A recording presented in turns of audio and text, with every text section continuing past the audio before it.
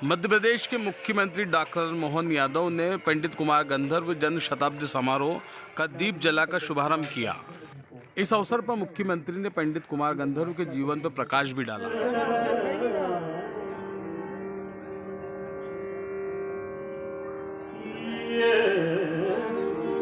कालजयी कुमार गंधर्व एक ऐसे अद्वितीय व्यक्तित्व जिनके बारे में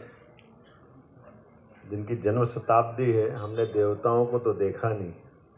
ना इंद्र की सभा में कभी गए, लेकिन कुमार गंधर्व जी के माध्यम से समझ सकते हैं कि इंद्र की सभा और देवताओं की सभा कैसी हुआ करती होगी। कोई जाने अनजाने भटका हुआ देव हमारे अपने देवास में आ गया परमात्मा की कृपा से, जिनका जीवन हमारे सबके पूरे देश में संगीत की दुनिया के लोगों के लिए एक अद्वितीय एहसास कराता है। आज भी वो जिस ढंग से उनका पूरे जीवन की और जीवन का भी वो स्वरूप जिसमें बाल रूप में तो कभी कल्पना ही नहीं कर सकते, लेकिन जिस ढंग से भी मैंने चित्रों की उनकी प्रदर्शनी देखी है और बाकी जानकारी मिली है, और कलकत्ता का आपने और कहाँ के उनके जो पुरस्कार देखे, तो मैं वास्तव में अभिभूत हूँ। मैं अत्यंत हृदय की गहराइयों से मुझे लगता है कि मैंने सहजता से हाँ करी, लेकिन मुझे लगता है कि अब मैं अपने आप को धन्य मानता हूँ कि मुझे आज आपने मौका दिया है। मंचासीन हमारे यशस्वी सांसद माननीय महेंद्र सोलंकी जी, श्रीमंत गायत्री राजे पवार माननीय विधायक जी, बहन श्रीमती कला पीनी कोमकली जी, श्री भुवनेश कोमकली जी, ऋषभ गुप्ता जी, अन्य अतिथिगण, पूरे देश और अन्य स्थानों से आए हुए सभी कालजयी कुमार गंधर्व के समस्त एक तरह से उनके मार्ग में चलने वाले पथिक और उपासक, जिनकी अपनी मन की भाव मन के आदरांजलि देने के लिए आप सबने इस अवसर के लिए खास करके अपना समय निकाला। मैं आप सबको मध्य प्रदेश सरकार की ओर से प्रणाम करता हूँ। जन्मशती के अवसर पर ये आयोजन, वैसे तो दो देवियों का वास देवास, इसकी अपनी एक अलग पहचान देश में है, लेकिन जैसे भौगोलिक शहर है और कई कारण से इसकी अपनी विशेषता हो सकती है। इसी के सिर पे अगर कोई पगड़ी बांध करके सम्मान करता समाज, तो वो कितना गौरवान्वित होता है, लेकिन उस पर अगर कोहिनूर लगा दे तो उसकी छटा निहारते हुए बनती है कि कोहिनूर किसके सिर पे आ गया। ऐसे देवास के सिर के ऊपर कोहिनूर आकर के समूचे प्रदेश को धन्य किया। मुझे इस बात का अत्यंत आनंद भी है और इस बात की प्रसन्नता भी है। आज के इस दौर में तो ज़्यादा अच्छे से है। जो मुझे जानकारी मिली है कि लोक धुन जब शास्त्रीय संगीत से मिल जाती है, ये मैं मान के चलता हूँ कि एक तरह से कुमार गंधर्व जी के दो जन्म हुए,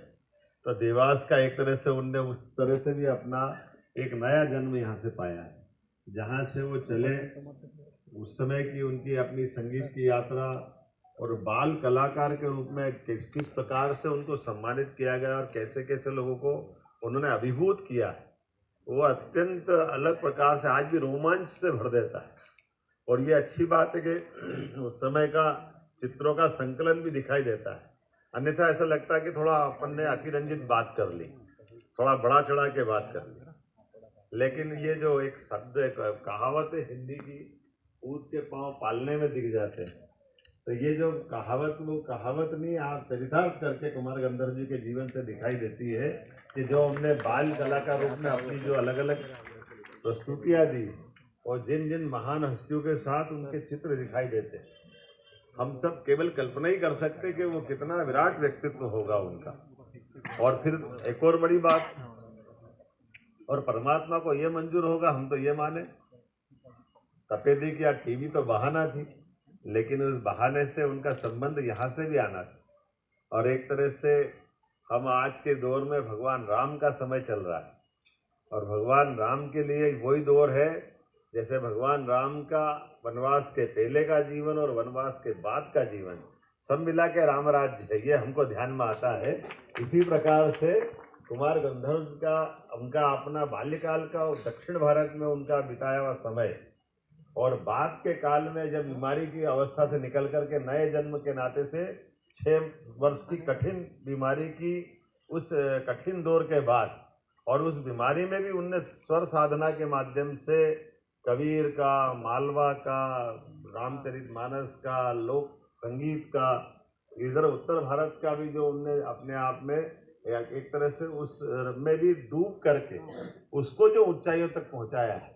वाकई ये अद्भुत उनका एक तरह से ये मैं मान के चलता हूँ कि ये भी गंधर्व राज की बात कर गंधर्व राज आया होगा जिस नाते से उनने अपने स्वर के माध्यम से अमिट रचनाओं की एक के बाद एक जो ऊंचाइयाँ दी है और जिस प्रकार से उनका अपना पूरा जीवन यद्यपि 1992 में चले गए लेकिन ऐसा लगता है कि अभी गए कहाँ हैं, हमारे बीच ही तो है,